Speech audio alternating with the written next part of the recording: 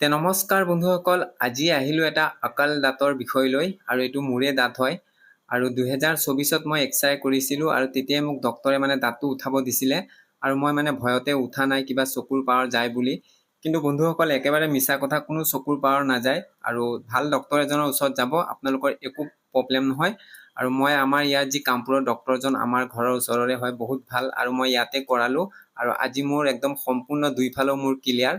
আৰু বন্ধুসকল, আহক প্ৰচেছটো মই দেখুৱাই দিওঁ কেনেকৈ কৰিব লাগে ডক্টৰৰ ওচৰত গ'লে। প্ৰথমতে যদি দাঁতটো নুঠাই ভয় কৰে, তেতিয়াহ'লে এডাল এনেকৈ তাঁৰৰ ব্ৰাছ দিয়ে, কাৰণ চাফা কৰি থাকিব লাগে, কাৰণ ব্ৰাছ দি পেলাই ইমান তললৈকে নাযায় আৰু এই পাত ব্ৰাছ দি পেলাই একদম ধুনীয়াকৈ ভিতৰলৈকে চাফা কৰিব পৰা যায় দাঁতটো।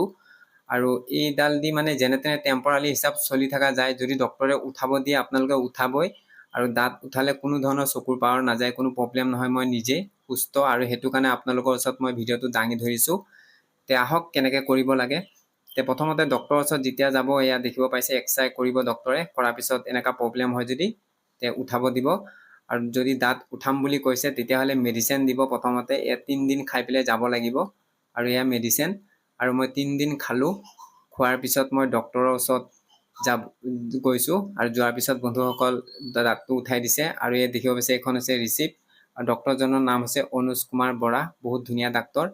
আৰু বন্ধুসকল, এয়া হৈছে মোৰ যি দাঁতটো দেখিব পাইছে ভিতৰ ফালে, একদম এয়া কিবা খালে তাত ফচি যায় আৰু বহুত শাস্তি পাইছোঁ। আৰু এতিয়া যেই নহওক দাঁতটোক যেনেকেই নহওক কাটি ফালি চিঙি ভাঙি হ'লেও তাক উঠাব লাগে, কাৰণ বহুত দিন মোক সমস্যা দি আছে। আহক এতিয়া ডক্টৰৰ ওচৰত ধুমাধুম যাওঁ।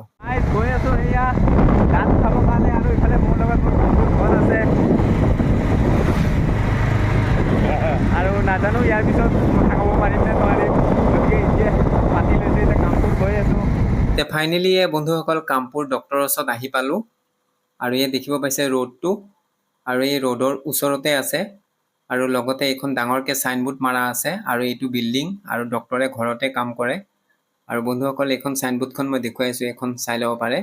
ইয়াত দেখিব পাৰিছে ডক্টৰৰ নাম, 2জন ডক্টৰ আছে। আৰু এতিয়া যেই নহওক আহক, এতিয়া ধুমাধুম মোৰ টাইম হৈ গৈছে। আৰু এয়া হৈছে য'ত দাঁত উঠাব, এই চকীখনত বহাই লৈছে। আৰু অলপ ভয় লাগিছে, কিন্তু ভয় লাগিলেও কি হ'ব, সদায় শাস্তি পাই থকাতকৈ 2-3 দিন শাস্তি পাম, একেবাৰে কামটো শেষ হৈ যাব। আৰু বন্ধুসকল, এইবিলাক দেখিব পাৰিছে মেচিন, ড্ৰিল মেচিনৰ নিচিনা, আৰু কি কি মেচিন আছে ডক্টৰৰ ওচৰত মই এইবিলাক নাম নাজানো। কিন্তু যেই নহওক প্ৰথমতে এয়া ডক্টৰে ইনজেকশ্যন ৰেডি কৰি আছে। আৰু বন্ধুসকলে ইনজেকশ্যন যেতিয়া ৰেডি কৰিছে, আৰু ইনজেকশ্যন দিয়াৰ পিছত 5 মিনিটমানৰ পিছত আপোনালোকৰ দাঁত যি উঠাই দিব, অকণো গম নাপায়, বিষ একো গম নাপায়, খালি অকল টানা নিচিনা অকণ ধৰি থাকে যে কিবা এটা প্ৰেছাৰ দি আছে, কিন্তু অকণো বিষ নাপায়, 1%ও বিষ নাপায়। কিন্তু দাঁতটো উঠোৱাৰ পিছত 3 দিনমান অলপ ডিষ্টাৰ্ব হ'ব, অলপ 1 দিন ব্লিডিং হৈ থাকিব অলপ। তাৰপিছত 3 দিনৰ পিছত আপোনালোকৰ লাহে লাহে ঠিক হৈ যাব। আৰু ইয়াত দেখিব পাইছে মোক ইনজেকশ্যন দি দিলে। আৰু ইয়াৰ পিছত যিবিলাক কাটা চিঙা ভিডিঅ' হয়, সেইটো দিব পৰা নাযায়, কাৰণ সেইটো দিয়াত বাধা আছে। বন্ধুসকল, এনেকৈ ইনজেকশ্যন দি দাঁত মোৰ একদম ড্ৰিল মেচিনেদি কাটি কুটাই দেখিব পাৰিছে কিমান ডাঙৰ দাঁত কেইটুকুৰা কৰিছে। আৰু এইটো উঠাওঁতে প্ৰায় আধা ঘণ্টামান সময় লাগিছে ডক্টৰৰ, কাটি উঠাইছে। বন্ধুসকল দেখিব পাৰিছে এয়া দাঁত, কিন্তু উঠাই আছে যে মই একো গম পোৱা নাই। যি ইনজেকশ্যন দিছে ডাক্তৰৰ ওচৰত, যি খাটাৰা ইনজেকশ্যন আছে, অকণো পেইন পোৱা নাই। কিন্তু যেতিয়া মই দাঁতটো উঠাই আহিছোঁ, তাৰ পিছদিনা বা 3 দিনমান অলপ পেইন পাই আছোঁ। আৰু 10 দিনৰ পিছত, এই দাঁতটো উঠাৰ 10 দিনৰ পিছত আকৌ যাব লাগিব। দাঁতটো যি উঠালে কাটি পেলাই, বন্ধুসকল সেই জেগাখিনিত কি কৰিব, ডক্টৰে 2টা চিলনি দি দিব। আৰু ইয়াত দেখিব পাইছে দাঁত।